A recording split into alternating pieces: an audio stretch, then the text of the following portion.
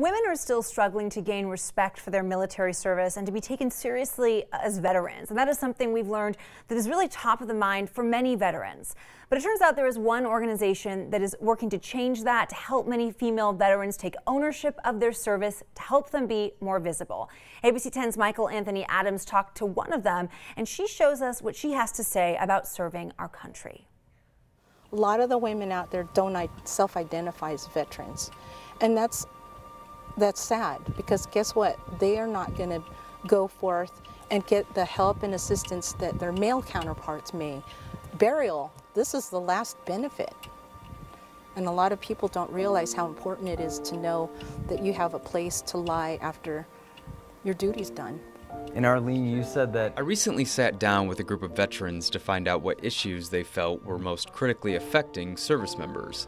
I expected to hear things like suicide prevention, trauma, and homelessness, but I wasn't expecting Arlene's response.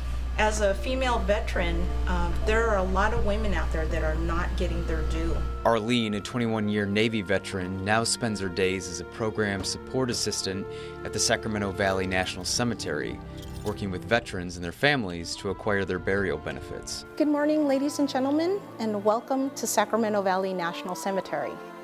It is at this time that we'll be rendering military honors for a fallen comrade.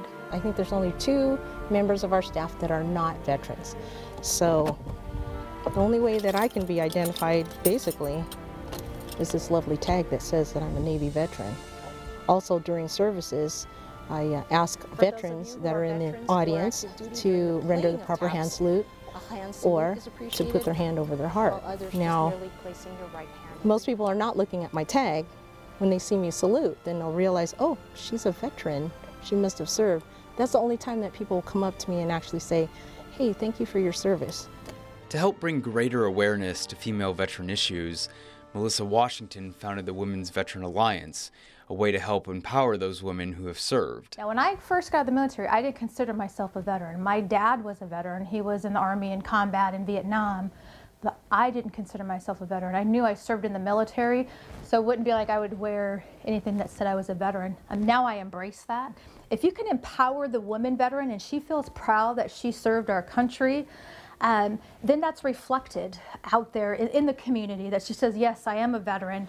If you look at even just a few names over here, you see a lot of male veterans, but not very many female veterans, which leads me to believe, I know there's not that many veterans, female ones, passing at this time, but with time, because we have more women in the military, there's going to be more women names, ladies' names up there. And I think a lot of times we just don't give them the credit, because everything on the outside, you're seeing a package that's a lady, that's a mom.